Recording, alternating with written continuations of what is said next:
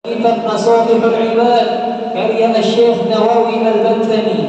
Beliau menukil beberapa pesan daripada baginda Nabi Muhammad sallallahu alaihi wasallam. 3 pesan di antaranya pesan Rasulullah kepada Sayyidina Abu Dzar Al-Ghifari. Namun hakikat daripada pesan ini yakni kepada umatnya Nabi Muhammad sallallahu alaihi wasallam. Pesan yang pertama, jaddi safinah fa innal bahra 'amiq. Perbaharuilah perahumu, perbaharuilah kapalmu, karena sesungguhnya lautan itu amatlah dalam. Siogiahnya seseorang apabila ingin mengarungi lautan, ingin menyeberangi lautan, baik itu menggunakan speed, kapal, perahu dan lain sebagainya, maka hal pertama yang harus dia lakukan, dia harus pastikan bahwa kapal, speed, perahu yang dia tumpangi dalam keadaan baik-baik saja. Kenapa? Jangan sampai lalai sedikit pun, ada bocoran yang kecil pun yang nantinya berisiko besar di pertengahan jalan, sehingga perahu yang akan kita tumpangi, kapal yang akan kita tumpangi akan tenggelam dalam lautan yang amat dalam. Menurut Syekh Nawawi Al-Bantani, pesan daripada baginda Nabi Muhammad SAW yang pertama ini yakni perbaharuilah niat kita, jamaah sekalian. Mungkin di pertama segala bentuk ketaatan, segala bentuk amal ibadah yang kita lakukan semuanya berlandaskan hanya mengharapkan ridhonya Allah Subhanahu wa taala. Namun jangan sampai kita lalai di pertengahan jalan. Banyak pujian-pujian yang kita dapati, bahkan bukan pujian daripada Allah, melainkan pujian daripada manusia, sehingga ada yang namanya kotoran di dalam hati kita yang nantinya kita tenggelam dalam sifat riya, kita tenggelam dan suka memamerkan daripada amalan-amalan kita di hadapan orang lain. Kita tenggelam dalam lautan sifat ujub, bangga atas amal yang kita lakukan, bangga atas ibadah yang kita lakukan. Untuk itu, pesan yang pertama daripada baginda Nabi Muhammad SAW, pentingnya untuk selalu memperbaharui niat kita, untuk selalu mentajdiid niat kita, karena kita tidak tahu di masa perjalanan kita meninggal dalam keadaan husnul khotimah atau su'ul khotimah. Dan kita berdoa kepada Allah Subhanahu wa taala, niat yang kita lakukan ini lurus semata-mata hanya mengharapkan ridha Allah dan ridha Rasulullah sallallahu alaihi wasallam. Jemaah salat Jumat yang sama-sama dimuliakan Allah Subhanahu wa taala. Pesan yang kedua daripada baginda Nabi Muhammad sallallahu alaihi wasallam, wa khudhiz zada kamila fa inna safara ba'id. Ambillah, bawalah, perolehlah bekal yang secukupnya, karena perjalanan yang engkau tempuh amatlah jauh. Dapat dikatakan kita bertolak daripada Ternate untuk menuju ke kampung halaman, maka masih banyak tempat-tempat yang akan kita lalui. Begitu pula dengan kita daripada alam ruh menuju ke alam rahim, daripada alam rahim sampailah kita ke alam dunia, dan untuk sampai kepada alam akhirat masih banyak tempat-tempat yang akan kita lalui. Logikanya jamaah sekalian, semakin jauh perjalanan yang kita tempuh, maka semakin banyak pula perbekalan, makanan, minuman yang harus kita siapkan. Kenapa? Kalaulah kita dengan bersikeras melakukan perjalanan yang jauh, tidak membawa bekal makanan, minuman dan lain sebagainya, maka orang tersebut dikatakan bukanlah pemberani, melainkan nekat namanya. Yang ada bahagia belum tentu, sengsara sudah pasti. Inilah selaras dengan perkataan sahabat Rasulullah sallallahu alaihi wasallam, Sayyidina Abu Bakar As-Siddiq radhiyallahu taala anhu wa arda. Beliau pernah mengatakan, man dakhala al-qabra bila zadin maka annama raqibal bahra bila safinah. Siapa orang yang masuk ke dalam kubur atau dalam hal ini dia meninggal dunia tanpa membawa bekal amal ibadah ketaatannya kepada Allah Subhanahu wa taala, maka orang seperti ini seperti halnya ingin mengarungi lautan, ingin menyeberangi lautan tanpa menggunakan kapal.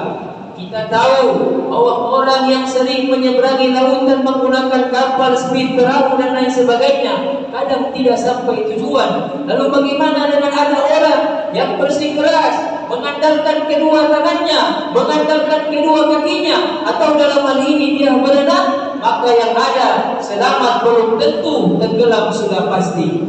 Jemaah salat Jumat yang sama-sama dimuliakan Allah Subhanahu wa taala. Dan pesan yang terakhir daripada baginda Nabi Muhammad sallallahu alaihi wasallam, wa khaffifil himla fa innal 'aqabata ta'ud. Ringankanlah beban bawaanmu, karena sesungguhnya jalan menuju akhirat banyak lika-likunya, banyak lerengnya, banyak curangnya. Jemaah salat Jumat yang sama-sama dimuliakan Allah Subhanahu wa taala. Yang dimaksudkan dengan ringankanlah bawaanmu, menurut Syekh Nawawi Al-Bantani, jangan sampai kita terobsesi mengejar harta dunia, jangan sampai kita terobsesi mengejar harta jabatan, pangkat dan lain sebagainya, karena semua itu harta dunia akan menambah beban berat kita, pangkat, jabatan dan lain akan menambah pula besar beban kita. Kalaulah mungkin segala bentuk harta, jabatan, pangkat dan lain sebagainya kita gunakan kepada jalan yang hak, kita gunakan kepada jalan yang benar, maka sungguh beruntung kita. Namun sebaliknya, kalaulah harta, pangkat, jabatan yang kita peroleh secara zalim, maka sungguh sia-sianya kita. Itulah mengapa dikatakan bahwa harta kita yang sebenarnya tasaddaqta fa'abaqaita. Apa yang kita sedekahkan, maka itulah yang akan kekal abadi di sisi Allah Subhanahu wa taala. Jemaah salat Jumat yang sama-sama dimuliakan Allah Subhanahu wa taala. Inilah 3 pesan daripada baginda Nabi Muhammad sallallahu alaihi wasallam. Semoga dapat memberikan sebuah renungan bagi kita. Semoga dapat memberikan sebuah pelajaran bagi kita, dan khususnya kepada al-fakir dalam mengarungi dunia ini yang fana. Karena semua yang akan kita kumpulkan di dunia ini akan dihisab oleh Allah Subhanahu wa taala. Maka sepandai-pandainya kita, secerdas-cerdasnya kita gunakan segala bentuk pangkat, harta, jabatan dan lain sebagainya hanya untuk mengharapkan ridhonya Allah Subhanahu wa taala. A'udzu billahi minasyaitonir rajim. Bismillahirrahmanirrahim. Wal 'asri innal insana lafi khusr illa alladziina aamanu wa 'amilus shalihaati wa tawassaw bil haqqi wa tawassaw bis sabr. Barakallahu li wa lakum fil Qur'anil karim wa nafa'ani wa iyyakum bima fihi minal ayati wa dhikril hakim. تقبل مني ومنكم تلاوته إنه هو الغفور الرحيم. اللهم صل على سيدنا محمد وعلى آله سيدنا محمد. الحمد لله حمدا كثيرا كما أمر. أشهد أن لا إله إلا الله وحده لا شريك له، وأشهد أن سيدنا ونبينا محمدا عبده ورسوله. اللهم صل وسلم وبارك عليه وعلى آله. اللهم صل وسلم على سيدنا محمد وعلى آل سيدنا محمد يا كريم. أما بعد، فيا أيها الناس اتقوا الله حق تقاته ولا تموتن إلا وأنتم مسلمون. واعلموا أن الله أمركم بأمر بدا فيه بنفسه ثنى بملائكته بقدسه وقال تعالى: إن الله وملائكته يصلون على النبي يا أيها الذين آمنوا صلوا عليه وسلموا تسليما.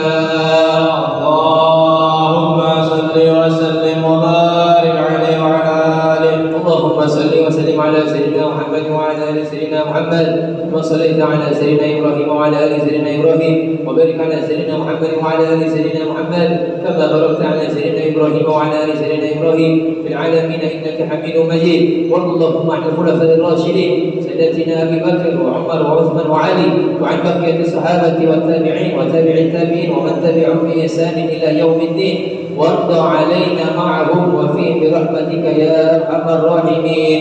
اللهم انصر إخواننا المسلمين في فلسطين.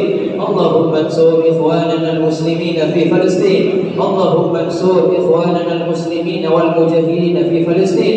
اللهم اغفر للمسلمين والمسلمات والمؤمنين والمؤمنات الأحياء منهم والأموات إنك إنك على كل شيء قدير. اللهم ربنا آتنا في الدنيا حسنة وفي الآخرة حسنة وقنا عذاب النار وادخلنا الجنة مع الأبرار يا عزيز يا غفار يا رب العالمين. وصلى الله على سيدنا محمد وعلى آله وصحبه وبارك وسلم والحمد لله رب العالمين.